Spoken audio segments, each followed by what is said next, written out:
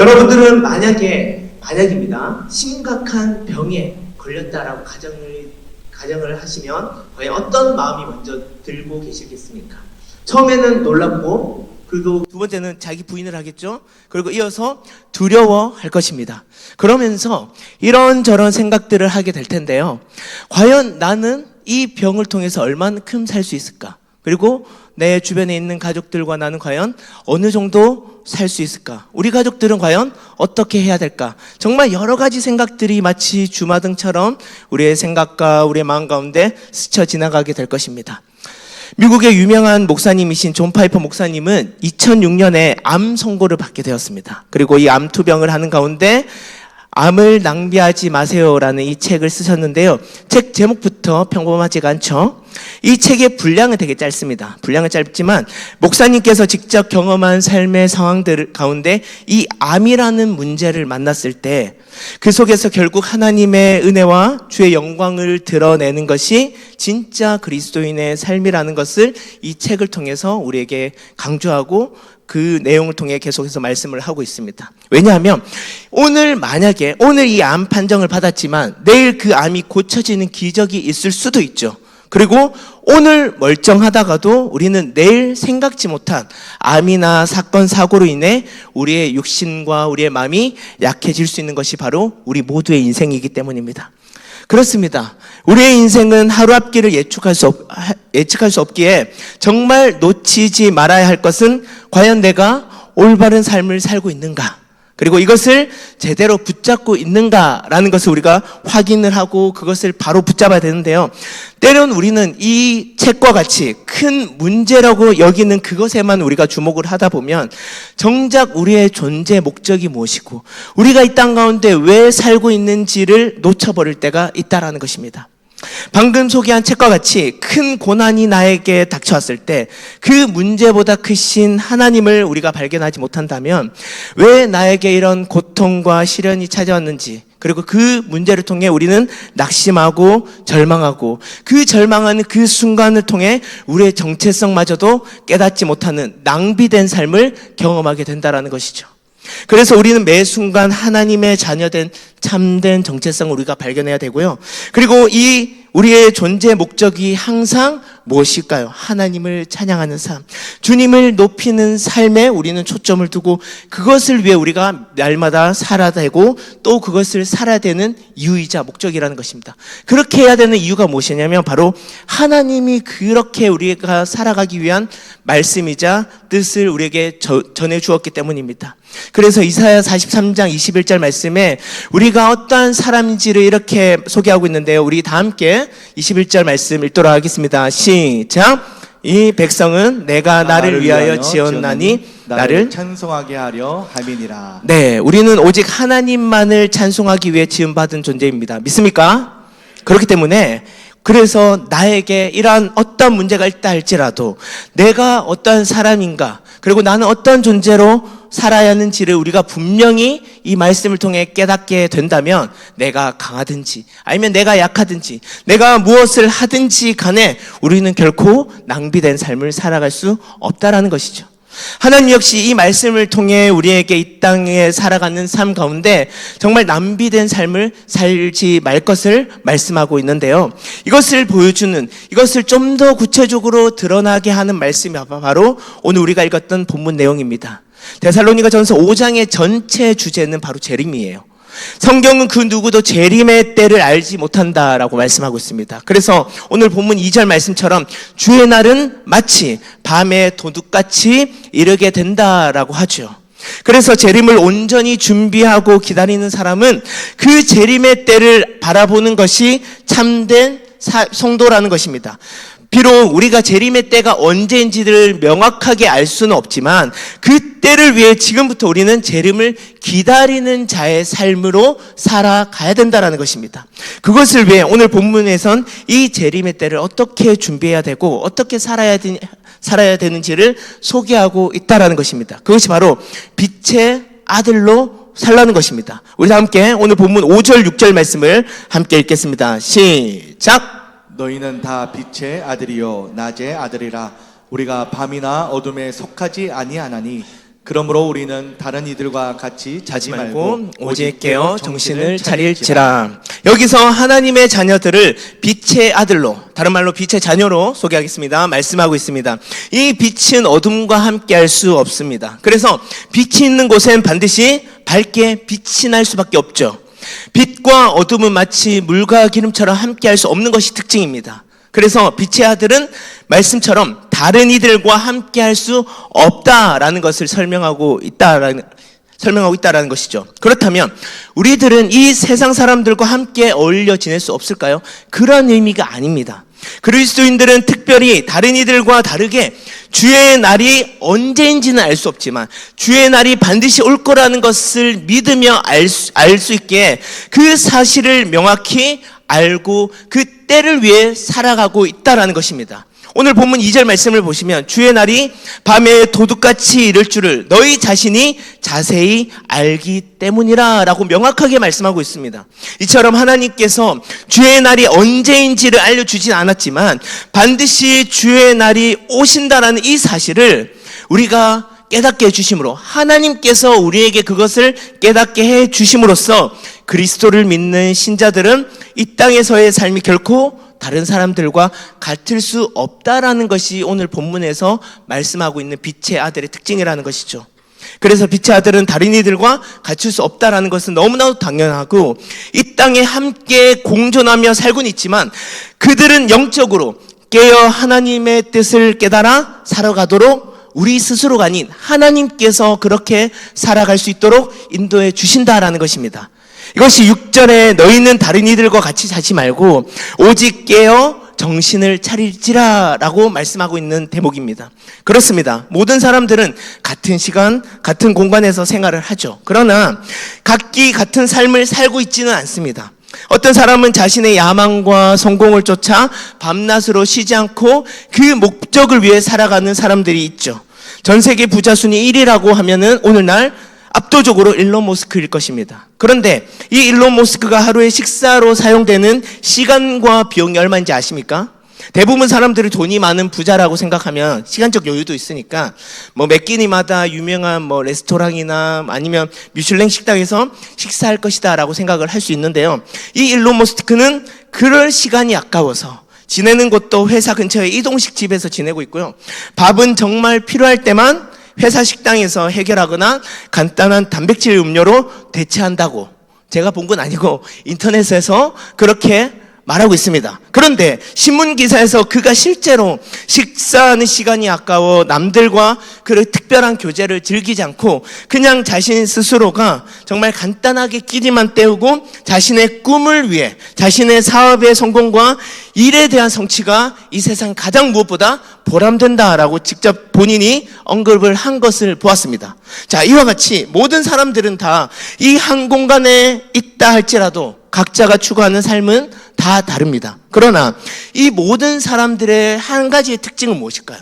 다 이 땅에 있는 것들만 추구하고 있다는 것이죠.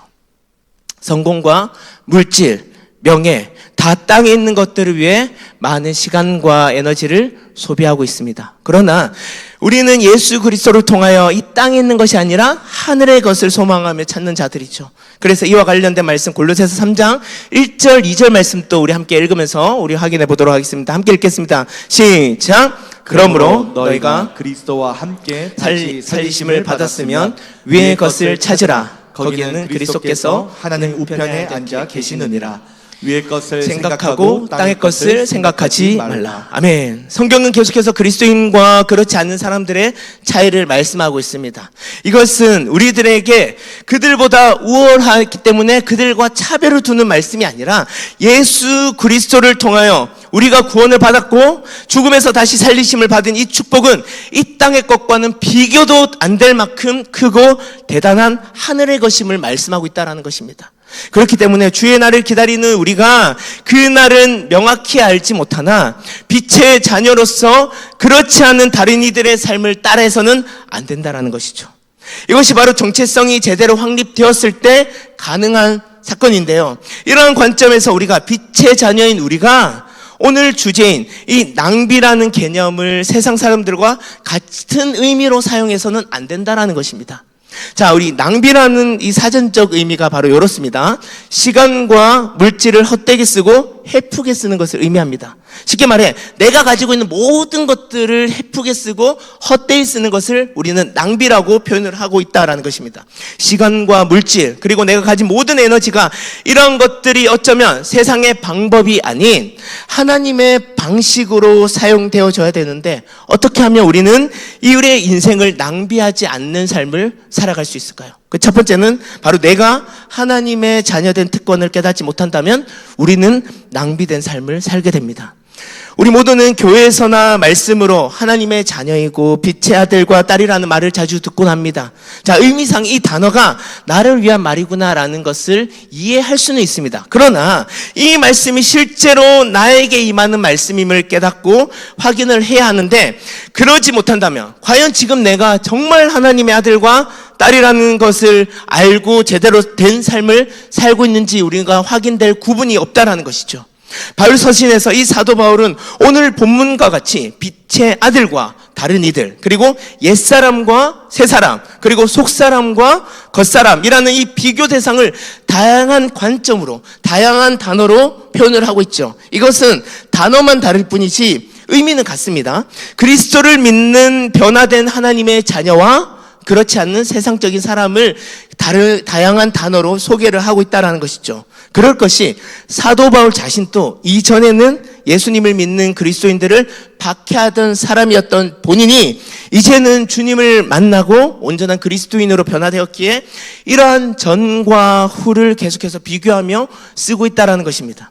그런데 여기서 바울이 옛사람이라는 단어 가운데 이 옛사람, 헬라어로 팔라이온이라는 이 단어와 카이논이라는 이 새 것이라는 헬라어를 사용할 때 이 두 개의 문장의 시제가 모두 미완료로 사용되어지고 있다는 것입니다. 이게 무슨 의미입니까? 바로 옛사람이 여전히 죄인으로 살고 있으나 그 죄인이란 신분이 지금 또 죄인의 신분으로 남지 않고 언제든지 변할 수 있다는 것이고요. 그리고 새 사람 역시 그리스도와 함께 새로운 삶이 되었다 할지라도 여전히 새 사람을 벗어야 하는 삶이 남아있다는 것입니다. 한마디로 그 누구도 영원한 죄인으로 단정 지을 수 없으며 그 누구도 온전한 그리스도인이라고 확증할 수도 없다라는 것입니다. 우리는 이 땅에 살아가는 날 동안 하나님으로부터 부르심을 받고 그 부르심에 합당한 삶을 살고 있으나 한 번의 부르심으로 끝나는 것이 아니라 오늘 또 우리는 그 부르심에 합당한 주의 자녀된 삶을 확인하고 또 확인하셔서 하나님의 자녀임을 증명해야 된다라는 사실입니다. 그래서 이것이 내가 빛의 아들로 밤에 속한 자가 아님을 볼 수 있는 방법이라는 것이죠. 그렇다면 우리가 좀 더 구체적으로 빛의 아들로 주의 자녀임을 확인할 수 있는 방법은 바로 하나님께서 우리에게 허락하신 자녀인 특권을 깨닫는 것입니다. 그것이 무엇인지 오늘 본문 8절 말씀을 우리가 읽으면서 확인해 보도록 하겠습니다. 다 함께 읽겠습니다. 시작! 우리는 낮에 속하였으니 정신을 차리고 믿음과 사랑의 호심경을 붙이고 구원의 소망의 투구를 쓰자. 네, 여기에서 나오는 믿음과 사랑의 호심경, 즉 갑옷이죠. 그리고 구원의 소망의 투구는 이 땅에 거하지만 하늘에 속한 빛의 자녀에게 주신 하나님의 특권입니다. 은혜입니다. 자, 사람의 생명과 직결되어 있는 것은 대부분 상체에 해당되어 있습니다. 자, 그렇기 때문에 갑옷과 투구는 그 전쟁터에 나가는 장군에게 있어서 매우 필수적인 보호 장비이죠. 거기에 믿음과 사랑과 소망을 넣음으로써 하나님께서 이 그리스도인에게 주신 특권이 이것임을 말씀하고 있는데요. 그만큼 이 세 가지는 믿는 자들에게 매우 중요한 요소라는 것입니다. 먼저 믿음과 사랑은 현상은 없지만 분명히 우리에게 존재하고 있고 초자연적인 능력으로 우리의 삶을 압도합니다. 그래서 주님께서 어떻게 말씀합니까? 믿음이 겨자씨 하늘만큼이라도 있어도 산을 명하여 저기로 옮길 수 있는 능력이 있다라고 말씀하셨고, 사랑은 정말 우리가 살아가는 데서 가장 공포스러운 죽음과도 같은 힘을 가지고 있다라고 성경에서 말씀하고 있습니다. 그런 믿음과 사랑이 단순히 우리의 노력으로 얻어지는 것이 아니라 하나님의 자녀된 우리가 하나님으로부터 얻게 되는 것임을 우리가 확인할 수 있다는 것이죠. 그렇기 때문에 이 빛의 자녀들은 낮에 속하였으니, 즉 하나님의 특권을 우리가 누림으로써 우리는 정신을 차려야 된다라는 것입니다. 자, 여기서 우리가 정신을 차리자라는 명령어는 6절 말씀에서 6절 말씀에도 동일하게 우리가 반복하며 나오고 있는데, 우리 PPT 한번 보시면 6절 말씀과 8절 말씀에 이렇게 두 번에 걸쳐서 우리가 정신을 차리자라고 나오고 있습니다. 그것은 이 땅에 우리가 잠을 자거나 술에 취한 자들과 같이 온전한 판단을 하지 못하는 자가 되지 말고 명확한 분별력을 가질 것을 반복하면서 강조하는 말씀이라는 것입니다. 이것이 오늘날 우리의 삶에 있어서 정말 필요한 것에 제대로 쓰고 그렇지 않는 것에는 낭비를 줄여야 된다는 것입니다. 여러분, 그리스도인을 세상의 기준으로 보면 정말 불필요한 것에 낭비를 한다라고 생각할 수가 있습니다. 우선 우리 학생들이나 아니면 직장들이 보았을 때 이 황금 같은 주일날 자기 개발을 할 수 있는 좋은 시간이 될 수 있겠죠. 그리고 주중에 만나지 못한 그 지인들이나 주변 사람들을 통해서 우리가 토요일이나 주일을 통해 약속을 잡고 그 시간을 이용할 수도 있겠죠. 아니면 가족들과 함께 나들이나 여행을 주일을 통해서 우리가 다녀올 수도 있습니다. 정말 좋은 시간이지 않습니까? 그런데 우리들은 어떻습니까? 이 주일날 눈이 오나 비가 오나 정말 코로나 시국에도 이 마스크를 쓰고 이 먼 이 언덕을 올라가면서 우리가 매 주일마다 교회에 나오지 않습니까? 그리고 그뿐 아니라 이 수요일 저녁에도 교회에 오고, 그리고 심지어 새벽마다도 이 교회에 오고, 정말 우리가 매일매일 이 교회에 오는 모습을 우리는 못 느끼지만 세상 사람들이 우리의 이 모습을 보았을 때 이만큼 우리의 시간을 이렇게 낭비하는 사람이 어디 있을까라고 우리가 생각은 할 수 있다라는 것이죠. 그뿐 아니라 교회에서 우리는 다양한 제목으로 헌금을 드리고, 그리고 각종 봉사와 섬김을 통해 또 교회에 나와서 우리가 또 봉사하며 시간을 쓰는 것을 세상 사람들 관점에서 분명히 낭비라고 생각할 수가 있다라는 것입니다. 그러나 우리가 이렇게 할 수 있는 이유가 무엇입니까? 바로 우리 주님을 믿는 그 믿음 있게, 그리고 우리가 주님을 사랑하기 때문이죠. 이 모든 것들이 다 낭비처럼 보이지만 결코 우리는 낭비로 여기지 않는다라는 것입니다. 그렇기 때문에 우리는 구원의 소망을 투구를 씀으로써 우리의 모든 것들이 인간의 생각으로 판단하는 것이 아니라, 인간의 생각, 세상의 생각 관점으로 우리가 판단하는 것이 아니라 우리를 구원하신 주님을 향한 소망을 가짐으로써 진짜 우리의 인생이 낭비되는 것을 막고 정말 가치 있는 것을 바르게 분별하고 생각하고 그것을 위해 힘쓰는 자들이 되어야 될 줄 믿습니다. 그렇기 때문에 우리는 이 소망의 투구와 그리고 구원과 사랑의 호신경을 통해 하나님 앞에 이 특권을 누린 만큼 이 세상 가운데 낭비된 삶을 살지 말아야 된다는 것이죠. 그리고 두 번째로, 나의 하나님을 제대로 깨닫지 못한다면 우리는 낭비된 삶을 살게 됩니다. 여기서 포인트를 주고 싶은 것은 무엇이냐면 그냥 깨닫는 것이 아니라 제대로입니다. 우리는 아는 만큼 보입니다. 그리고 보이는 만큼 더 잘 들리고요. 그걸 듣고 보는 현장에서 우리는 공감을 얻게 되고 이해를 하게 되죠. 그렇기 때문에 태어나서 처음 교회에 온 사람들 입장에서 우리와 같이 일주일에 여러 번 교회에 나오고 주일날 오전부터 오후 그리고 밤까지 교회에 있는 것을 그 사람들은 이해할 수 있을까요? 이해하지 못한다라는 거죠. 왜요? 그러한 공감대가 형성되어 있지 못하기 때문입니다. 그렇기 때문에 교회에 다닌다고 하지만 하나님의 말씀을 전부가 아닌 일부만 받아들이고 정말 하나님을 온전히 만나지 못한 사람은 그 하나님의 사람을 보면서 삶의 낭비라고 느껴질 수밖에 없다라는 것입니다. 그래서 우리는 하나님을 제대로 알아야 하고 주님을 일부가 아닌 전부로 만나야 된다라는 것이죠. 그럴 때 우리는 진짜 낭비를 막을 수가 있습니다. 왜 그럴까요? 나의 하나님이 먼저 우리를 위해 낭비하셨기 때문입니다. 이 낭비를 알면 우리는 절대 이해타산적으로 생활할 수 없습니다. 여기까지면 됐다, 기브 앤 테이크, 이런 계산적인 요소가 사실 세상적인 방식이죠. 오늘 말씀을 보면 빛의 아들이 아닌 다른 이들이 취하는 삶의 방식일 것입니다. 그런데 이것이 내가 교회와 하나님 앞에서 취하는 방식이 이 세상적인 방법과 똑같이 취한다면 우리는 하나님을 제대로 알아야 할 때인 줄 믿습니다. 하나님은 죄인된 나를 위해 그리고 우리를 위해 그의 아들 예수 그리스도를 십자가에 죽게 하신 것입니다. 어떻게? 죄인인 나를 위해 하나밖에 없는 자신의 아들을 내어놓을 수 있겠습니까? 이것보다 더 비참하고 황당한 낭비가 어디 있겠습니까? 하나님 뿐만 아니라 실제 십자가에 지신 주님 역시 나를 위해 하나님의 뜻을 그대로 받아들이심으로써 자신의 목숨을 낭비하셨습니다. 내가 죽으면 사흘 뒤에 살 거고 그렇게 되면 성령님이 찾아오셔서 오늘날 우리가 구원받을 것이라는 계산을 하고 그 정확한 계산 하에 희생한 것이 아니라는 것이죠. 그분의 낭비만이 내가 살고 우리가 살 수 있는 유일한 방법이라는 것을 주님께서 알기에 주님은 어떠한 생각도 하지 않으시고 기꺼이 십자가에 자신의 목숨을 낭비하셨습니다. 그것을 보여주는 말씀이 바로 히브리서 10장 10절 말씀인데요. 우리 이 말씀 우리 함께 읽도록 하겠습니다.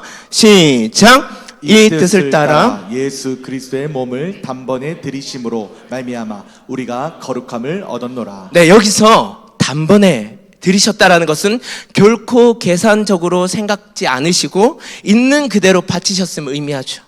하나님과 주님은 그저 우리를 살리시기 위해 치밀한 계산을 하시기보다 하나밖에 없는 아들을 바치시는 희생, 자신의 몸을 단번에 드리는 낭비를 기꺼이 선택하셨다라는 것입니다. 이것을 알면서 우리가 어떻게 하나님 앞에서 그리고 그리스도의 몸된 교회를 위해 우리가 계산적으로 신앙생활을 할 수 있겠습니까?